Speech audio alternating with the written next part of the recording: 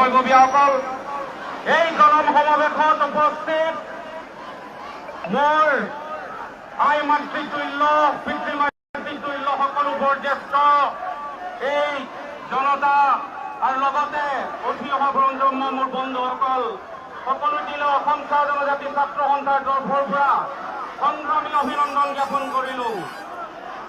আজি অসমত বসবাস কৰা 108টা জাতি ওৰাং, মুণ্ডা, চাওতাল, খাৰিয়া, তাঁতী, গোৱালা প্ৰমুখে 108টা জাতি 200 বছৰ দিন অসমত বসবাস কৰি আহিছো।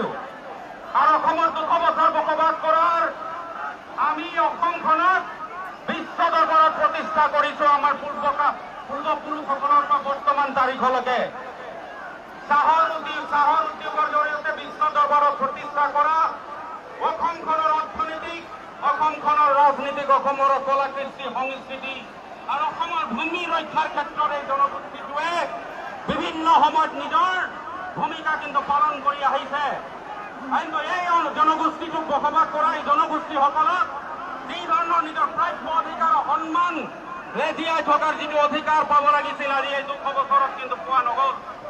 আমি ব্ৰিটিছ কালৰ সময়ত ইংৰাজসকলকো খেদি পঠোৱাৰ ক্ষেত্ৰত চাহ জনগোষ্ঠী আৰু চাহ শ্ৰমিক লোকসকলৰ কিন্তু বিকল এটা ভূমিকা আছে। চাহ জনগোষ্ঠীৰ লোকসকলৰ নিজৰ প্ৰাণৰ আহুতিৰ জৰিয়তে দেশখনকো স্বাধীন কৰাৰ ক্ষেত্ৰত কোনোদিনে কণ্ঠাবোধ কৰা নাছিল।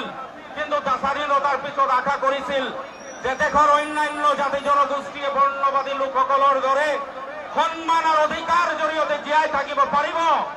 এই চৰকাৰে প্ৰতিশ্ৰুতি প্ৰদান কৰিছিলে, কিন্তু এই জনগোষ্ঠীৰ লোকসকলক সমমৰ্যাদা, সম অধিকাৰ, সমান সন্মানৰ জৰিয়তে জীয়াই থকাৰো দৰকাৰ আছে।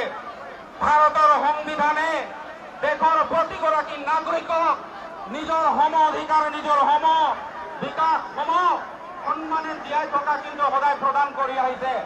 কিন্তু ৰাজনীতিকৰ পাখা খেলত আমাৰ জনগোষ্ঠী লোকসকলক যি ধৰণে অন্যায় অত্যাচাৰ বিচাৰ কৰি আহিছে, জনতা কিন্তু আজি জাগিছে।